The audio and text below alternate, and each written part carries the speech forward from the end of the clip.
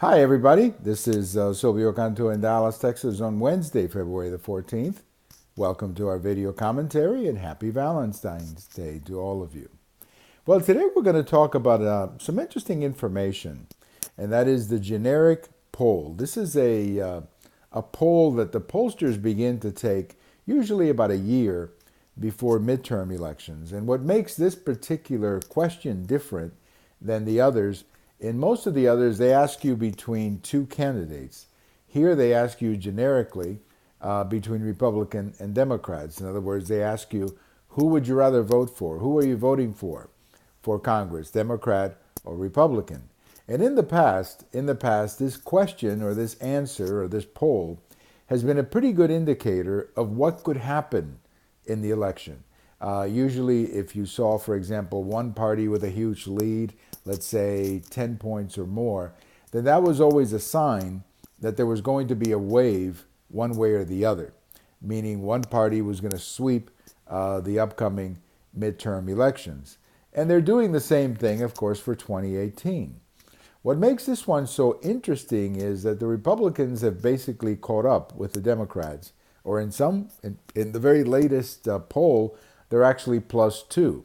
Now, bear in mind that in Thanksgiving, or meaning 2 months ago, the Democrats had a lead of double digits, 14, 15 points. And that was an indication that there may be what they call a wave.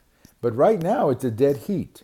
It's a dead heat between Democrats and Republicans. One poll has the Democrats up by 4. The next one, the Republicans up by 2. The average, what they call the RCP average, it's still between 6 and 7, and that's because of these double-digit numbers before.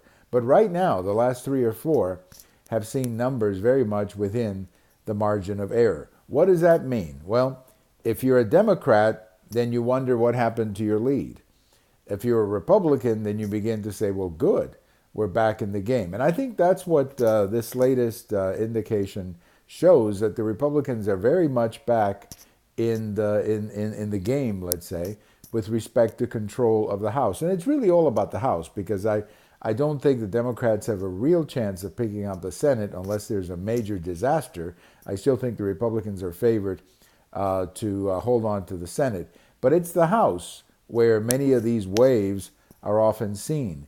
And right now, you would have to think that it's pretty much of a dead heat, which means it comes down to turnout. It comes down to who gets out to vote. Now, the Democrats have clearly shown that they can turn out in some of the recent elections, but the Republicans have a history of turnout too on midterm elections. I think the important thing to remember is, number one, it's only February 14th. So, you're still 8.5 months away from the actual election, or when people will actually vote. We're still months away from other things like the economic impact. And there are always things that can happen. There's always things that can happen between now and November that could impact the election. So you cannot make too much out of these numbers, but at the same time, there's no question that the trend is good for the GOP, meaning that you basically have a dead heat right now. And when you have a dead heat, the Republicans fairly do well, generally do well, because they're pretty good at turnout, and certainly turnout in midterm elections. So, what do we make of these numbers? Well, they're looking better for the Republicans. They're certainly looking a lot better for the Republicans than they were 2-3 months ago. But, it's a moving target. It could change again.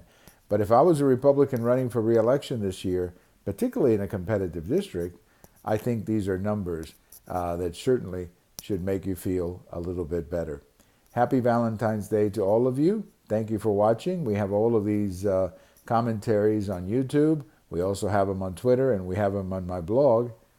Happy Valentine's Day. Have a great day, everybody. Bye-bye.